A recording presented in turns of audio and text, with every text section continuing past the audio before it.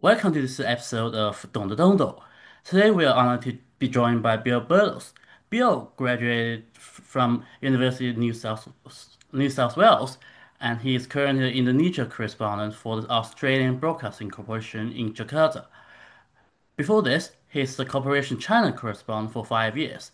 He's also the author of a book titled The Truth About China, Propaganda, Patriotism, and Search for Answers, chronicling his time in China, including a narrow escape towards the end of his tenure when he had to hide in the Australian embassy in Beijing.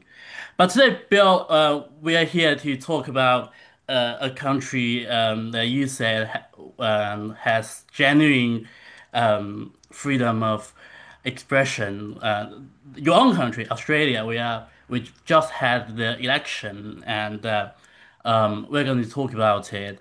Uh, Previously, we were talking about the vibe around the election, which we should say that none of the results has been officially declared, but it's apparently that the Labour Party, which is now the government, has increased its majority in what could be described as a landslide. Bill, you previously say that it's an election that you didn't pay too much attention to, but however, you also said before, I think that you wanted to be actually instead of becoming a foreign correspondent, you actually want to be an Australian politics reporter. So from that point of view, why is it that you are not very interested in this election? It's just that this election, I think, was fought over rather peripheral issues because, as the wash-up shows, many Australians believe that the biggest issues would largely be on the control of the political leaders. That is, global inflation, known in Australia as a cost of living issue. The threat of Trump tariffs, although they're not that big for Australia, relatively speaking, but the sort of global trade disruption that those would cause. Those were the main two issues, I think, that were causing either anger among the electorate or uncertainty among the electorate. And neither of those issues were really things that the domestic political leaders in Australia could do a great deal about, other than to offer policies that sort of worked around the fringes of those issues. And if you looked at the policy differences between the two major parties, um, from like an international perspective, there weren't huge differences. From like an Australian domestic perspective, things like fuel excise and tax policies and so forth, yes, there were differences. But I think when you've been covering events in other countries and you see some very bold and dramatic policies like the free nutrition, free meals program that President Prabowo Subianto has initiated in Indonesia, it's very, very expensive. Can he afford it? That's a big question. Something like that, by contrast with what's being talked about in the Australian campaign, frankly, the Australian campaign doesn't seem quite as exciting. So I didn't tune out exactly. I did definitely pay attention, but I didn't see this as an election where the differences between the major parties were quite as stark as we have seen sometimes in the past. Well, I mean, definitely the students, at least university students, haven't gone to the streets as is the case in Indonesia to protest the government policy. But I mean, we have had a lot of elections recently. We had a Canadian election last week, and we also the English and Welsh local elections. Of course, there's closer to where we are. We had the Singaporean election, which is pretty unremarkable in terms of the results. But talking about the Canadian election, it was held under very similar circumstances, which produced a very similar result, even that the government actually retains power and even the opposition leader lost his own seat. In that sense, you can see this is a sort of theme election. The Australian election is also themed on the on basically on Trump in a way. Yeah, I'm a little less convinced though of the extent of the Trump influence in the Australian election. The Canadian election, no doubt about it. Donald Trump himself said it, meeting with the Canadian Prime Minister in the White House. But in the Australian election, I do think the uncertainty brought about by Trump with the tariffs definitely played a role, and it definitely hurt the centre-right Liberal Party. And there was a little bit of flirting, I guess, policy flirting, or at least stylistic flirting by the Liberal Party in Australia towards some sort of Trumpy ideas. Things like threatening to cut quite a lot of public service jobs that had echoes of Doge, the Elon Musk initiative. Yeah, there was definitely a bit of that. There were some figures in the coalition who were, occasionally wearing "Make Australia Great" caps and that sort of stuff.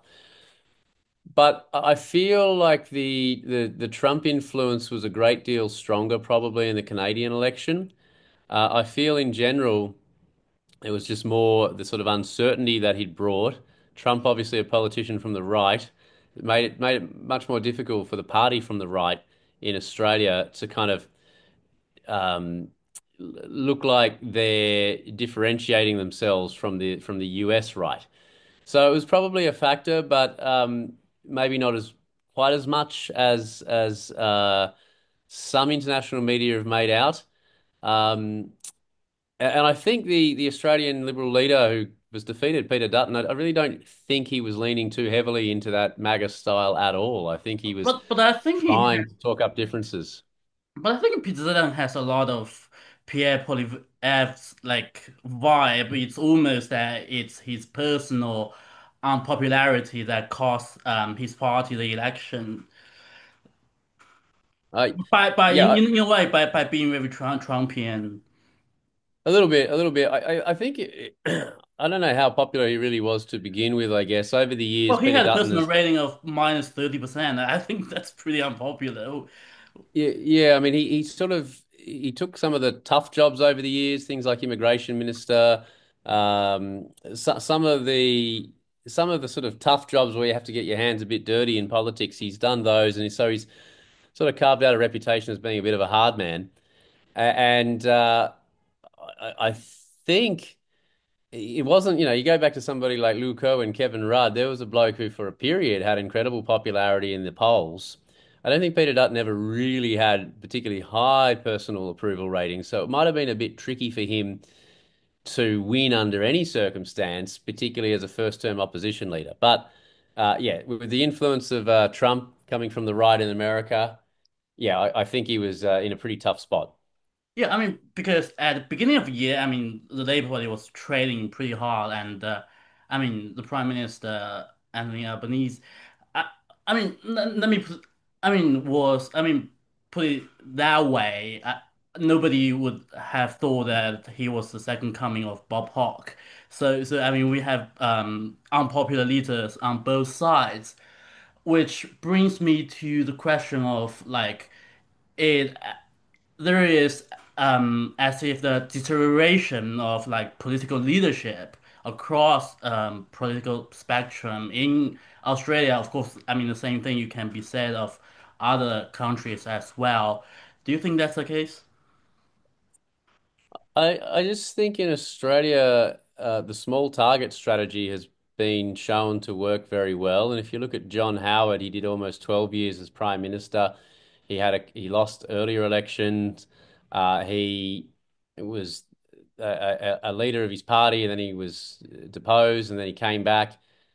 I sort of feel like in Australia, the understated political leader often tends to do quite well, and Albanese is a little bit like that as well. You know, stylistically frames himself as a bit of a battler, a bit of an everyman, but not some great charismatic figure who makes lofty speeches. Like Whereas Kevin you look at, Rudd? yeah, like you look at Kevin Rudd, who sort of had the big, I think it was the 2020 or the 2030 summit, and he brought all the best and brightest minds together to thrash out Australia's future plans. And he obviously was a very sort of slick ex-diplomat speaking Chinese, etc. And that worked quite well for a bit, but it all sort of turned on him politically. Malcolm Turnbull, another guy who, had a tremendous CV, a former barrister, and He too eventually was deposed by his own party. So it just seems to me in Australia, maybe it's just the culture there that if you're an understated political figure and if you're not out there taking too many risks, you make slow and steady progress. People tend to appreciate that more than someone who's a little bit more charismatic or a little bit more slick. Yeah, I mean, yeah, in that sense, um, talking of Kevin Rudd, I think in 2007, like as leader of the opposition, he took a official trip to New York, and he went to a strip club. And when the whole thing came out, actually, his popularity went up, which is also very interesting as far as politics. That you would think some scandal like that would undermine his electoral prospects. Turning to the question of, I think it's many foreign audience will be very interesting in which is the electoral system. Um, Australia have this system of compulsory voting, and you have also the two party preference vote. Can you explain both for us? Yeah, so the compulsory voting, you get fined, not a huge amount, but you get fined if you don't vote. You don't actually have to vote. You just have to turn up and tick your name off the roll, the electoral roll, which they keep of all the registered voters. And if if you don't, then you receive a fine. And if you do, you tick your name off, then you don't actually have to do anything. I mean, you can walk into the booth and donkey vote. No one's sort of checking that you're putting a ballot filled out properly into the box. But most people do vote because they've come all the way. They may as well turn up and do their civic duty. So that means that obviously turnout is relative to other countries incredibly high. And also, what it means is parties don't generally need to whip up too much enthusiasm because, unlike the US and many other countries, everyone is being hauled to the ballot box whether they want to or not. And for that reason, it's often said in Australia that you get more moderate leaders because you look at the US is always the great example we go back to. If you're on the right, for example, you might need to try to appeal to the evangelical Christian base because that's a pretty solid voting bloc. And they have church groups that can motivate people to organise people to vote.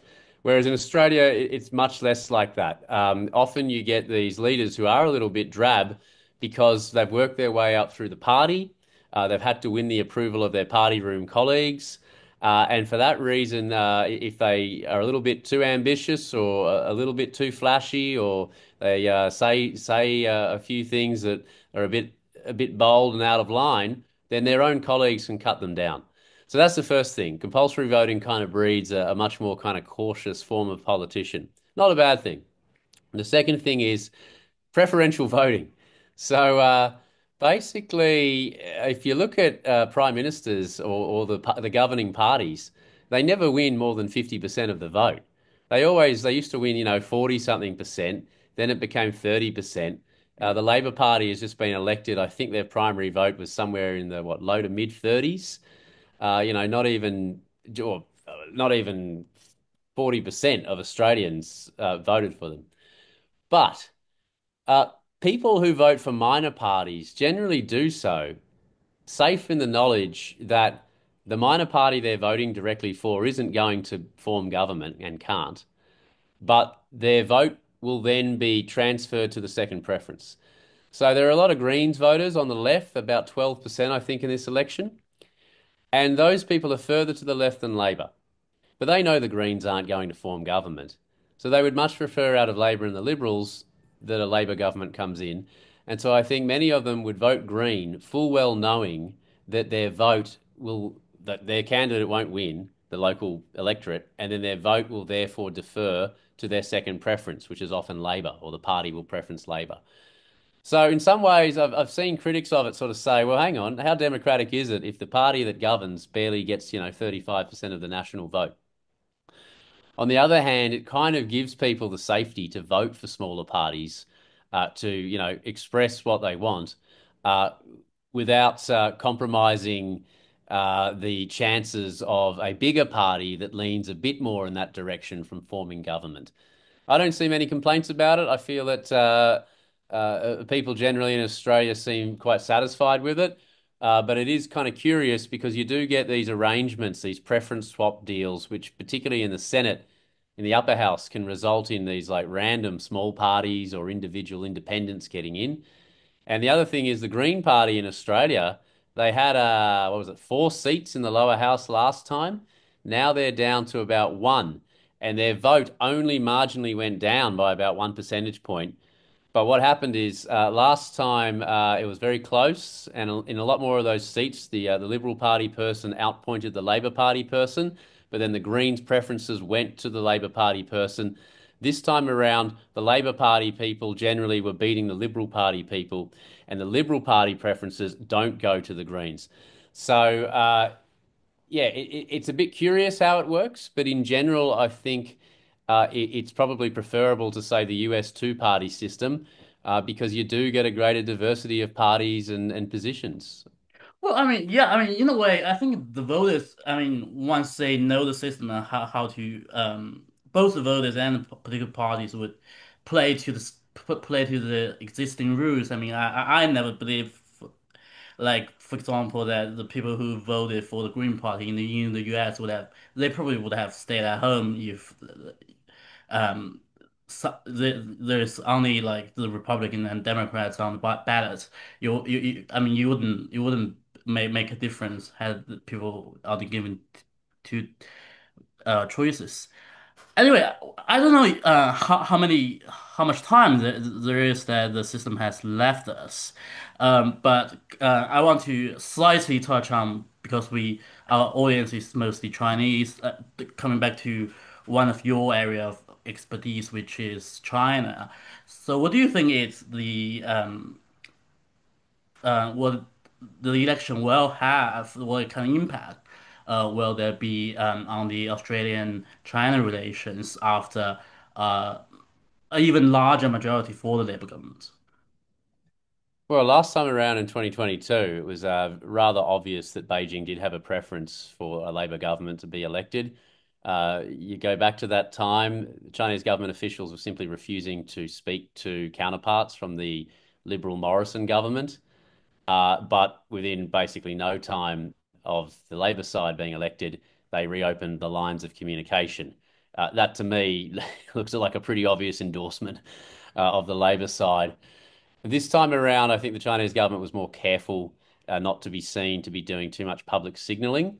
But it's kind of obvious during that period that the Chinese government felt that there were people in the Liberal coalition who perhaps were opposing China's interests in a way that they didn't prefer to see them in government. This time, though, I think um, you're going to have a continuation of a relationship where both sides have kind of felt each other out a lot more.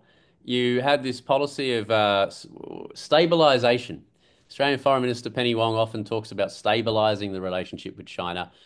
You have some sort of people in Australia who are real advocates of like closer Australia-China ties. They always say, "What's beyond stabilization? What's next?"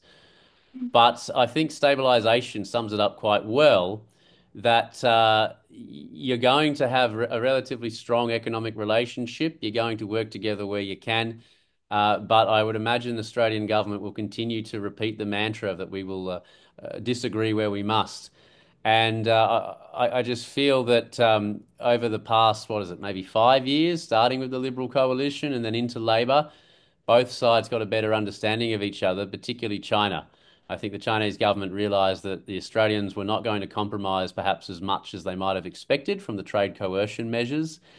And on the other hand, I think the Australian side, under the Albanese government, probably thought that there are stylistically ways that they can tone things down a bit to smooth things over. And I have noticed in the past few years that Australian criticism of actions that the Chinese government would see as purely domestic, things like what's going on in Hong Kong, I think the Australian public criticism has been a little bit more muted, or at the least it's been kind of toned down.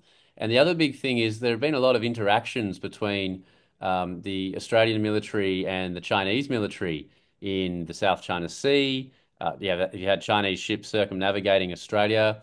And I've really seen a pretty cautious tone from the Australian side to describe some of those like the bad interactions. Things like accusations of Chinese crews shining lasers at the Australian crews or releasing aluminium chaff into the engines of Australian planes. Yes, it's been publicised. There have been times when the Australian government has publicised it, but it feels to me like the Albanese government has been a lot more cautious about publicly highlighting these sorts of incidences. And I don't think that's an accident. I think that would be deliberate. So yeah, I'd expect this to continue. I'd expect the Albanese government to deliberately be cautious about highlighting those confrontations. But other than that, I don't see any great change in the direction unless the Trump administration wants to make things more difficult for the AUKUS submarine deal, or if the Trump administration wants to in any way kind of scale down the Australia-US military alliance or, change it in a way, that I think would have more effect than anything that China does. Well, yeah, because I was imagining a scenario because we were talking about Peter Dutton. In addition to the, I mean, dirty jobs in government, you said he did. He was a previously also a police officer, which brings to Hong Kong is that the current Hong Kong's chief executive, Li Ka-shao, is also a former police officer, even though Peter Dutton didn't do police work as long as Lee did.